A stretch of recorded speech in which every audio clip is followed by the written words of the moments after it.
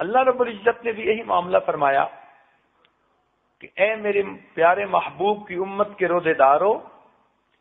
تم میرے لیے روزہ رکھو، اور جب افطاری کا وقت ہوگا تو میں تمہیں منہ مانگا انعام دوں گا۔ جو تم مانگو گے میں پروردگار تمہارے مانگنے کے مطابق تمہیں عطا کروں گا۔ مانگنا تمہارا کام ہے اور تمہارے دامن کو بھر دینا یہ میرا کام ہے۔ اس لیے فرمایا کہ روزہ دار کی دعائیں قبول ہوتی ہیں۔ حدیث پاک میں یہ فرمایا، اس کا کیا مطلب کہ اللہ تعالی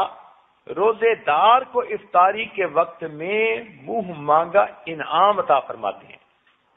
اچھا، اگر کوئی بندہ اس وقت انعام مانگے ہی نہ تو اس کو کیا ملے گا؟ اور ہماری عورتوں کا، بہت ساریوں کا یہی حال کہ افطاری کی چیزیں بنانے میں اور دسترخوان سجانے میں ایسی مشغول ہو جاتی ہیں کہ ان کو بتانا پڑتا ہے کہ جی روزے کی افطاری کا وقت ہو چکا، اب تم بھی افطار کر لو۔ اس کا مطلب ہے کہ یہ وہ مزدور ہے جس نے مزدوری تو کی، مگر جب دینے والے نے کہا کہ کتنا چاہیے تو اس کو مانگنا ہی یاد نہیں تھا۔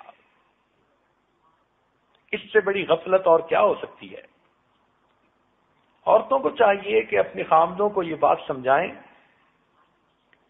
کہ افطاری کی ہر چیز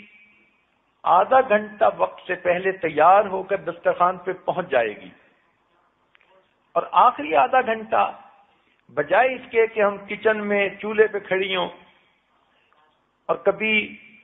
ایک چیز تلی جا رہی ہے، کبھی دوسری چیز پک رہی ہے،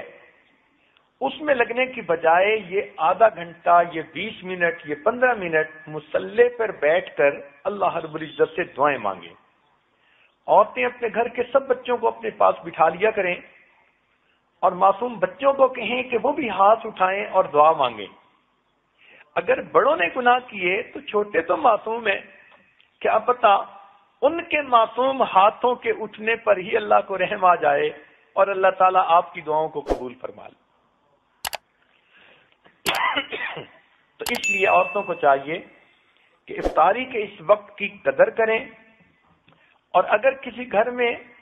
ایک ہی عورت ہے اور اس کے لیے کھانا پکانا بنانا بھی ضروری ہے تو دعا تو دل سے مانگی جاتی ہے، ہاتھ سے تو نہیں مانگی جاتی۔